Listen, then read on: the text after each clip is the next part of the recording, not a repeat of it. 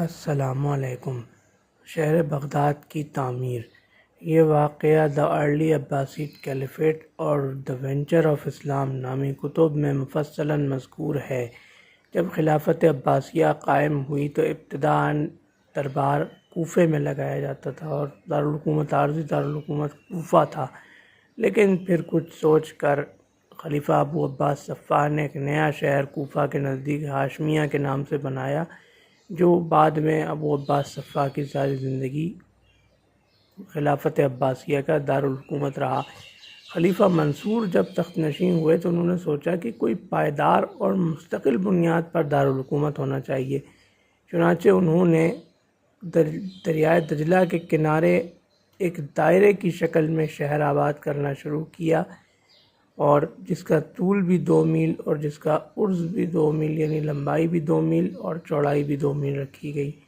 جب یہ شہر بن گیا تو اس شہر کا نام مدینۃ السلام یعنی امن کا شہر رکھا گیا۔ خلیفہ منصور نے اس شہر کی تعمیر پر 2 کروڑ، ایک روایت کے مطابق 2 کروڑ درہم خرچ کیے تھے، اور اس کے متعلق یعنی تمام اس شہر کی آباد کاری میں اور اس شہر کی تعمیر میں تمام اہل علم سے مشورے لیے گئے تھے، باقاعدہ نقشے وغیرہ اس کے بنائے گئے تھے، اور یہ پہلا شہر یعنی یہ باقاعدہ مستقل عباسی خلافت کا پہلا مستقل دارالحکومت تھا، اور آہستہ آہستہ یہ شہر بغداد اس قدر بڑا اور وسیع و عریض ہو گیا کہ بعد کی صدیوں میں یہ عروس البلاد کہلانے لگا، یعنی شہروں کی دلہن۔ اور ایک زمانے میں ایک عرصے تک بغداد علم و ہنر کے حوالے سے شہرت رکھنے لگا، یعنی بغداد اگر کسی کو کہیں بھی کچھ بھی کسی بھی علم کے حصول کے لیے آنا ہوتا تو وہ بغداد کا انتخاب کرتا، کہ بغداد میں ہر قسم کے علم کے ماہرین موجود تھے۔ خلیفہ منصور نے بغداد کی تعمیر کے وقت ایک عالیشان عمارت بھی بغداد کے اندر بنائی تھی، جسے قصر خلد کہا جاتا تھا،